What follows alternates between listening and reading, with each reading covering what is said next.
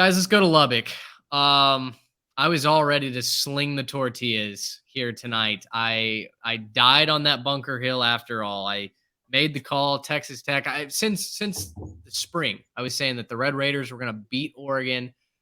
And gosh darn it if it didn't almost happen. But one of the worst bad beats I've ever seen into this game as the Ducks win 38-30.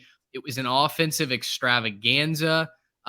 Bo Nix had another great night. Boy, he is really turned into something special on the offensive side of the ball. He's gone from, a guy that couldn't figure out how to get in the end zone at Auburn to you're kind of surprised that he only had 2 touchdown passes here tonight. Tech guys led this game and led it in a somewhat commanding fashion there in the third quarter. They were up 27-18, but then you give up a 17-play drive. It feels like Oregon grabs some of that momentum right back. You turn it over on downs. Oregon adds a field goal, and just like that, momentum's gone. And yet, you had a chance to drive down the field to win this game. They were moving the football with 50 seconds left. They had one timeout left. It felt like the comeback was going to happen and that the Red Raiders were going to pull off this upset. And then Tyler Shuck threw a marshmallow of an interception as he was getting hit. And not only did Texas Tech lose the game, but we lost the cover in it as well. I had an opportunity to describe to my girlfriend what a bad beat was. And that was not a fun experience. I looked forward to. You guys saw the end of this game as well. What were kind of your takeaways from this? Again, I think do you put more stock in, hey, Oregon is really good, or are you starting to believe that Texas Tech may not be as bad as what some of that overreaction was from week one? Well, I think Tech showed who they could be tonight. And they're not quite there yet, and they still have a lot of work to do. They still have some time to work out those kinks before the meat of their Big 12 schedule gets ahead of them. And I still believe that Tech has the pieces to do some real damage this year. Now, preseason, I was calling them to go to Arlington, and I was calling them all offseason to go to Arlington. I'm backing off that a little bit. I think that they've got a lot of soul searching to do to get to that ceiling, but there's some pieces there to have a really, really good season. 9 wins is still very much on the table for them this year.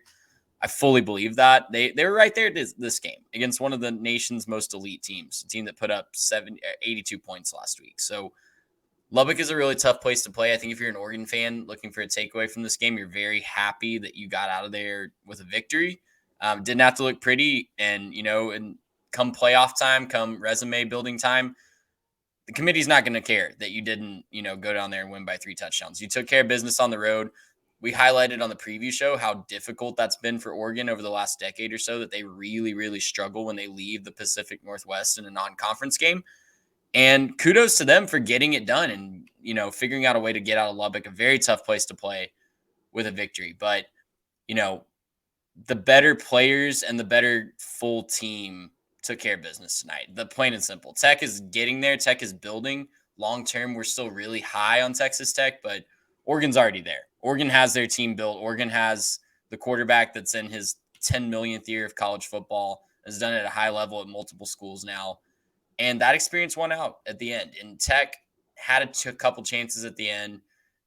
You thought Tyler Shuck might have that revenge narrative working for him there at the end, and it was going to be a great storybook ending, but just wasn't meant to be tonight. Yeah, my big takeaway is just that Bo Nix is him, and Oregon is coming in the Pac-12. They're ready to compete and do all that.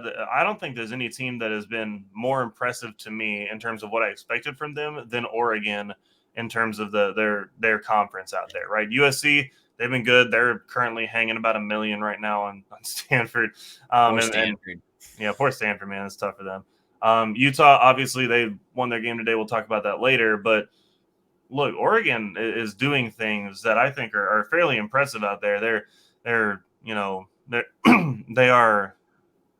I think when you look at Bo Nix, you look at the renaissance that he's having up there in Oregon. I think that kind of experience is what will end up leading them through this schedule. Super impressed tonight, obviously, the 359, let me pull the graphic up, 359 passing, 2 touchdowns, and 46 rushing yards to lead his team. I just think that when you are that kind of quarterback, that's what's going to end up making the difference in these tough games. Because there were moments tonight when Oregon is not the better team, where they didn't have the momentum, where things were going against them. And Bo Nix just, strapped his helmet back on and said, let's go. Let's do this again. Let's get back out there and finish. And that's what ended up happening. The better team won.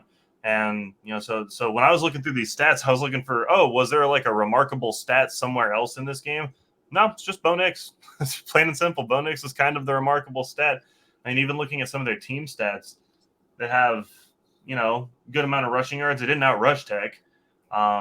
They barely out-totaled them in terms of yardage. They didn't turn the ball over. That's good. They didn't out-first down them. The Tech got more first downs. They didn't even convert their fourth down attempt, but they didn't turn the ball over. A lot of that has to do with the quarterback, and they threw for 359 yards and took care of their business. So go Oregon. I think they're coming for, USC and Utah and whoever else you might think. Washington as well. That's going to be a fun game. I think you have to acknowledge the Ducks. The Ducks are on to something, man. They're going to be a dangerous team, and if you're one of those teams in the Pac-12, you got to hear the footsteps at this point. They're playing well in the trenches. Now, they gave up almost 200 yards on the ground today, but Oregon and Dan Lanning have built that team with the trenches in mind. And, as we've talked about numerous times on this show, that's how you have to win in today's day and age. That, or you have to do something like Texas Tech tried to do, which is just devalue the line of scrimmage, get the ball out quickly. And, ultimately the way that game ends, a near sack that turns into a pick six. I think we saw how important it is to have a good pass rush, to have a good offensive line that can give your quarterback time to throw the football. Yeah, Tyler Shuck, he throws 3 interceptions. Texas Tech almost had an interception of their own. A controversial call would have been a pick in the end zone and then a touchback. It turns into a field goal. I'm still not entirely sure why the booth didn't grant that as an interception to the Red Raiders. It looked like Bradford got his foot inbounds with control of the ball, but the replay ultimately ruled against it. I think on the field, if I'm not mistaken, they had ruled it an incomplete pass and basically said that they couldn't overturn it. So, ifs and buts. Texas Tech comes up a little bit shy, 0-2 to start this season. Gracious, how about